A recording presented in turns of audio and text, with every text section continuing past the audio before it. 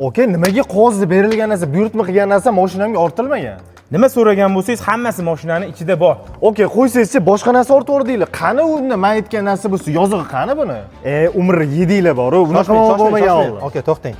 Siz so'ragan mahsulotni bu yerda xodimlarimiz mashinangizga ortib berishgan. Endi nima uchun bu yerda pilsa yozuvi yo'q deyotgan bo'lsangiz, buni sababini hozir tushuntirib beraman.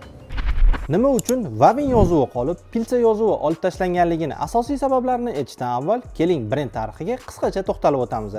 Pilsa 1969-yilda Turkiyada asos solingan, polimer asosida quvurlar ishlab chiqaradigan mashhur brend hisoblanadi.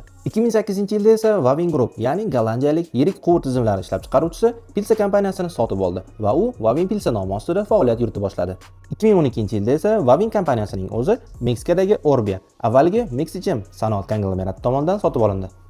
Xo'sh, nega unda pilsa yozuvi olib tashlandi? Birinchi sabab global brendni birlashtirish, ya'ni Vavin butun dunyoga yagona nom ostida tanilishi uchun pilsa nomi olib tashlandi. Ikkinchi sabab yagona sifat standarti. Har xil hududlarda turlicha nomlar ishlatilmasligi uchun Vavin nomi universal nom deb qoldirildi. Bu orqali mijozlar qayerda bo'lmasin Vavin nomini ko'rib, sifat kafolatini bilib oladi. Pilsa mahalliy, Vavin esa global. Pilsa brendi asosan Turkiya va unga yaqin bozorlar bilan cheklangan. Vavin esa 40 dan ortiq mamlakatlarda o'z faoliyatini yuritadi.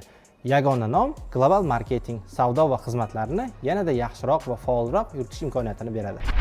Mahsulot hali ham yuqori sifatda sobiq pilsa zavodida ishlab chiqarilmoqda, lekin Vavin yozuvi ostida. Videoni pilsa yozuvi yo'q deb shubhalanayotgan tanishlarga albatta yuborib qo'yinglar.